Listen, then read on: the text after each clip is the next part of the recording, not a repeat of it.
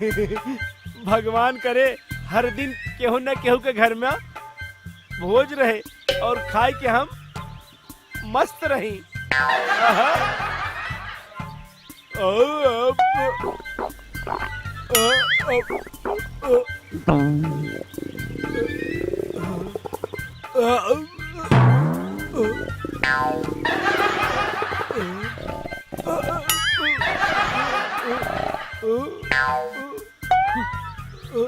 केहू देखलस नहीं के चला निकल ला।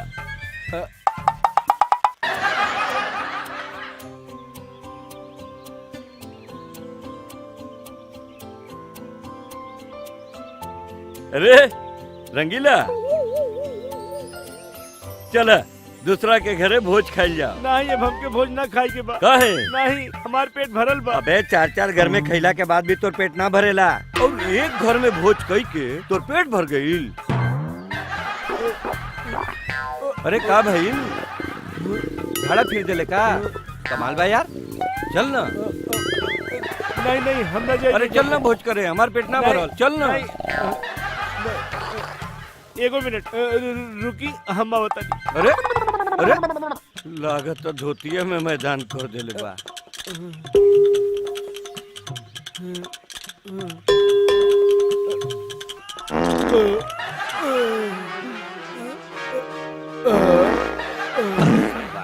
तो पागल।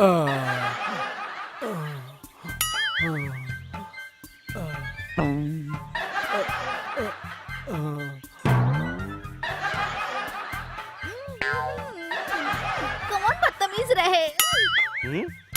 अरे कहाँ गए लले? एक नंबर। एक नंबर हो गई। हाँ हो गई। अच्छा चलने यार भोज करे। नहीं नहीं तू जा।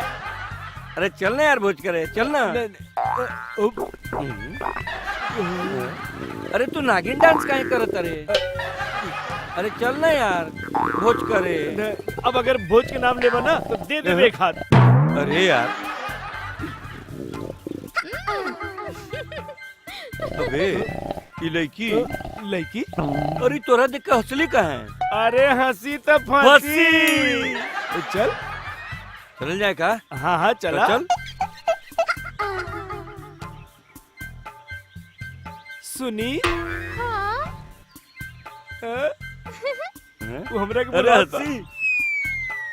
यही का? हाँ हाँ ई नाक बंद की कहा है बाड़ू? आजे तो हम नहाइले रहनी। हम भी आज सुबह परफ्यूम लगेली। हाँ आपके हंसी तो एकदम से लाजवाब बा। भाई एक नंबर जाई के बा। अरे अरे रंगीला हमारी बात तो सुन। बस बस एक नंबर जाई के बा। और अरे इतना सुंदर लड़की को छोड़ के तू।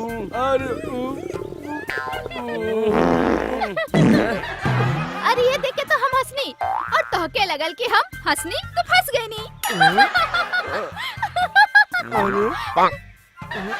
तो भाई ये खातिर हंसले रही और हमने समझ की हंसी तो फंसी।